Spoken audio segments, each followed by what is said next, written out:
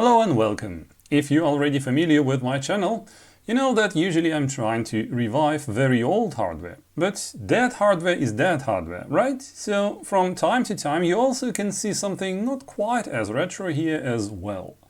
And today I would like to take care of this completely dead Lenovo T450S notebook, which used to be my wife's notebook before it got broken for the first time. Back then my wife got a new one and I took this one for tinkering. It turned out that the chipset in the device died, so I replaced the mainboard completely back then and it worked fine for a while. Since many years I use Linux on my machines, but as I developed my GamePort adapter, it was useful to have a machine with Windows installed to be able to test it, so I happily kept it for such testing purpose. Unfortunately, one day, as I wanted to test something, this notebook suddenly didn't turn on anymore. I have a docking station for it and two power supplies, but nothing helped. The notebook was completely dead. Well, and still is. It doesn't charge, it doesn't blink, it doesn't turn on. What you can't hear, the power supply makes very silent, repeating click sounds. You can hear that only if you keep the PSU directly against the ear. So it seems to be trying to switch and goes instantly into protection, trying to switch on again after a short time. I assume a dead short somewhere. So let's take a look and see if we can do anything about it. One note, which will not help here, but it's worth mentioning, that Lenovo notebooks can go into protection due to overheating or other issues. Then they refuse to turn on and need a reset. To do that, first you need to remove the battery. Then search on the bottom of the case for a hole behind which the reset button is located. You can then use a paperclip to press that button for a couple of seconds, and if the device did really go into protection, after the reset it should work again. Well, as I said, on this device I tried already the reset trick and it didn't help, but if you have a similar problem, it's worth trying. Opening this notebook is very easy. You have just to remove a couple of screws on the bottom, then slide along the edge with a plastic pick. And you should be able to remove the bottom cover. If you need details, just search on YouTube for it and you will find plenty of detailed videos how this device can be opened and disassembled. This was how I did it for the first time as well. Before you start doing anything with it, remember that this device can have internal second battery, which you should unplug before you do anything. Otherwise, there will be voltage on the circuit and you could damage something. After unplugging the battery, it is a good idea to try once again the reset trick. Now the reset button is freely accessible. On this notebook I tried this already and it didn't help, so let's check these circuits. The power plug is located here and is wired around the battery cage, ending up in this connection on the mainboard. First of all, let's check if there is a short on the power input rails. The red wires are plus pole, the black wires are ground. White is probably detection pin or something like that. Nope, that looks good. There is no short between different rails. Now it's time to check where it goes after that. The whole mainboard is covered with such a black and sticky foil. That is really annoying when you want to measure something, but is most probably there to prevent from any accidental shorts. The case of the notebook is made of metal, and that could be an issue if it would touch the mainboard somewhere, especially with internal battery connected, where everything could be powered. Anyway, with the foil out of the way, let's check some capacitors to see if we can find any shorts. Those all look good.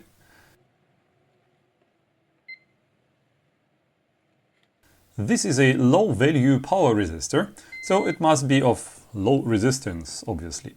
This small capacitor is very near to the power supply input. Yeah, this one seems to be shorted. So there is definitely a short on the board somewhere, but I would need to take the mainboard out of the case to find the short. It could be not only under the black foil, but also on the other side. So the main board is out. Once again, just search for a video with an explanation how to disassemble this notebook. It's actually easy, just disconnect all the cables, remove some screws and you're almost done. The only tricky part is that you need to disconnect the keyboard, and that is not so obvious to do. The keyboard is connected with the ribbon cables to the back of the main board and you can easily rip off the connectors if you don't remove the keyboard properly. So this is the small capacitor once again, which is shorted, but I don't know exactly if this capacitor is bad. It is a decoupling capacitor between the power rail and the ground. Keep in mind that if only one decoupling capacitor on this board is shorted, we would measure a dead short on all capacitors in parallel. Let's see if I can find any more shorted capacitors. As expected, here's another one. If you search for shorts and use the multimeter in continuity mode, once it beeps, always check for the measured resistance. The tool can beep already at any resistance below 50 ohm. That would only mean low resistance, but on a dead short you should really have something less than 1 ohm. Even 10 ohm is most probably not a short. But in this case, there are indeed 0 ohm. This is definitely a real short. These three caps are all in parallel, so of course they all report to be shorted.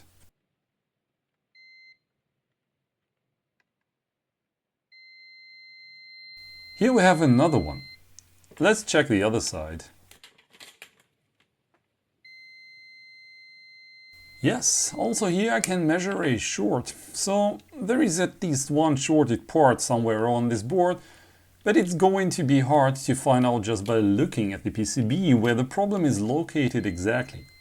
And for such cases, where you have a lot of suspects on the board, but the shorted one is not obvious, I already showed a trick on my channel which is called voltage injection. The principle is very simple. You search any shorted place on the PCB and inject some low voltage, forcing the current to flow through the shorted parts, which will get hot after a while. So all you need is basically to send some current through the board and observe which part will get hot. I use this trick quite often to find dead shorts on all kind of hardware. It is very useful on very old hardware with shorted tantalum capacitors, which is a very common issue. But especially on newer hardware with lots of tiny SMD parts, this is a quite useful trick. A long time ago, I already revived a graphics card on this channel, which also had an obscured dead short. Back then, I used my fingers and alcohol spray to find out the exact source of the short. That does work, of course, but the problem with the finger method is that our sensors are not very exact, and you need to send more current and higher voltage through the circuit to find the issue. That of course can be risky and could damage the hardware, but luckily there exist more precise tools than just fingers for such repairs, a thermal camera. I planned to obtain one for my workshop for a long time, but somehow always delayed it for another day, and luckily the company Topdon reached out to me recently and offered a sample for testing. Well, since I planned to get my hands on a thermal camera anyway, I agreed, and today I would like to see if this is a useful tool for me. Here you can see some details. The resolution, adjustable manual focus is one of the standing out and, in my opinion, important features of this camera. It is designed to be used through USB-C port, either connected to an Android device or a PC. There is a Windows logo in it, but I will come back to it later. Important is that the model TS001 doesn't work with iPhone. There is TS002 variant, which is designed for an iPhone and can be used through the Lightning interface or USB-C. As far as I understood, there is no one-fits-all variant of this camera. So pay attention which one you need. The camera is a very sensitive piece of electronics and is packed into a nice hardcover case to avoid any accidental damage. It contains a very short manual which explains how to connect the camera to your phone or PC. The full manual can be obtained online simply by following the link behind this QR code. You will need a special software to be able to use this camera, which can be downloaded for the Windows PC from the Topdon homepage or installed on an Android device directly from the Google Play Store.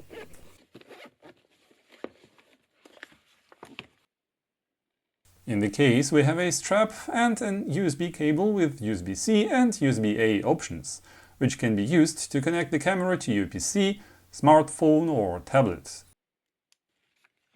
There is additional holder for the camera, which is made of metal and can be used to clip the camera on anything you like. The intake of the camera on a smartphone is a child's play. First you have to install the software from the Play Store.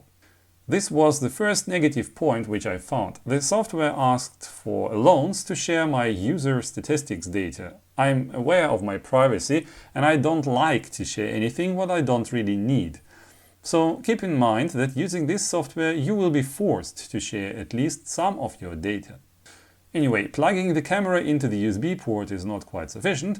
You will have to go into the settings and activate the OTG feature. After that, the camera will be detected and is ready to be used.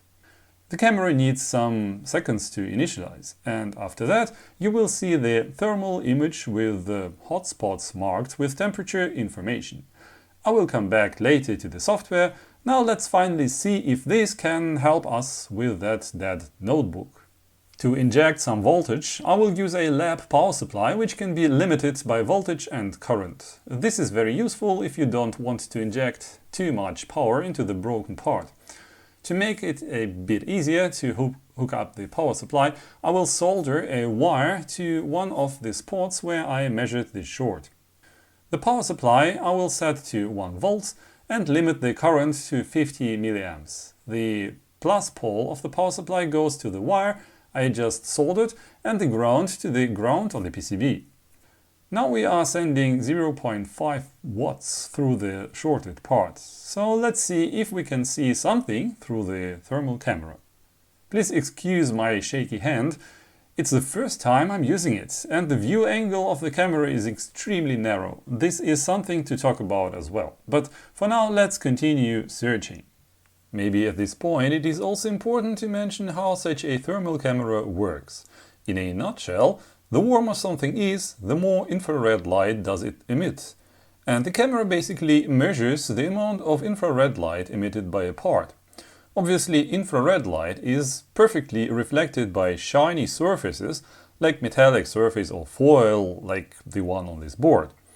Of course, I have additional light sources in my workshop for filming, which also emit quite a lot of heat, or infrared light as I said. Now looking through the camera we can see a lot of reflections of that external light from shiny surfaces. This is a bit distracting, but that's not the end of the world once you know what you're looking at. Currently I can't see anything particular. Let's raise the current to 750 milliamps.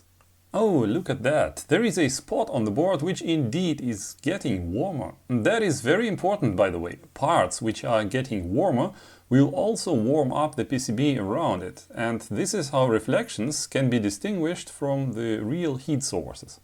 Okay, and this is where the manual focus adjustment helps a lot. Infrared cameras don't have huge resolutions, like normal web cameras and such. And with things out of focus, it is hard to distinguish the parts exactly. With some focus adjustments on this camera, it is possible to make it a lot more distinctive.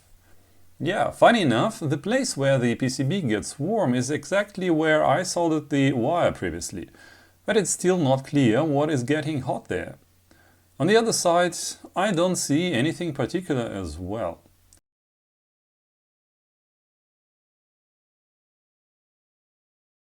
Let's raise the current to 1 amp. And look at that, one of those 3 capacitors is clearly warmer than everything around. Important to mention here is that it is only 30 degrees Celsius, not really hot. I probably wouldn't be able to tell it exactly just by using my finger, and would have to send much more current through the circuit to find it with my common sense. That could potentially damage something on the board, and this thermal camera, on the other hand, allowed to use just a little power to localize the issue. Nice. Let's remove the capacitor.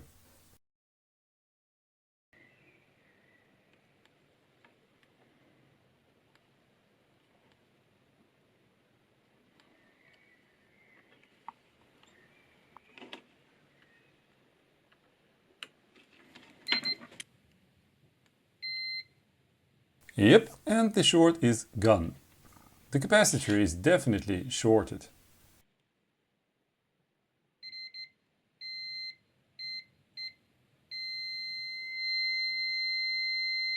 Okay, now the question, which value did it have? There are 3 capacitors in a row and they all look the same to me. Let's desolder one and see which value that one has. Okay, 10 microfarad. Let's see if I can find something. So, unfortunately, I didn't have a new one of required value, but I could desolder one from the scrap. To be honest, I'm used to solder retro hardware, but this new one uses lead-3 solder, which is kind of challenging to me. I guess I need to improve my skills a bit, but for now, this should be good enough. Some IPA and a bit of cleaning and it doesn't look so bad anymore.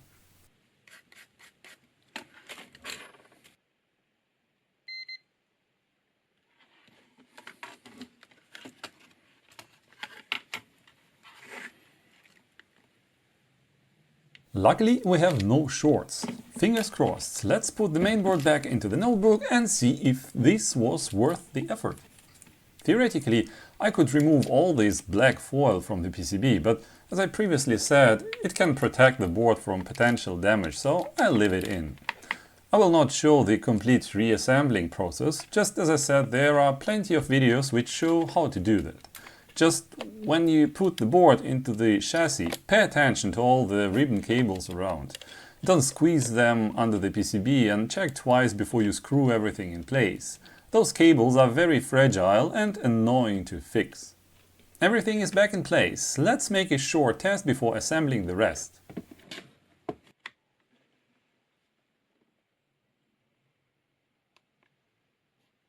And it's alive! Nice, let's put everything back together. As I previously said, the keyboard is a bit tricky on this notebook. You have to slide it under the top edge, and then you can screw the small screws between the keys to fix the keyboard. After that is done, you have to slide the plastic inlay beneath the keys down, which covers the screws. It's not an obvious construction, so if you want to disassemble such a device, I really advise to read or watch a detailed video about how to do it properly. Inside, I'll fix the loose cables with a piece of Kapton tape. Oh, and another important thing about the keyboard. There are 2 rubber pieces which are inserted from the bottom to keep the mainboard in place. If you need to remove the keyboard, you have to pull out those rubber things. And of course, I shouldn't forget to put them back as well.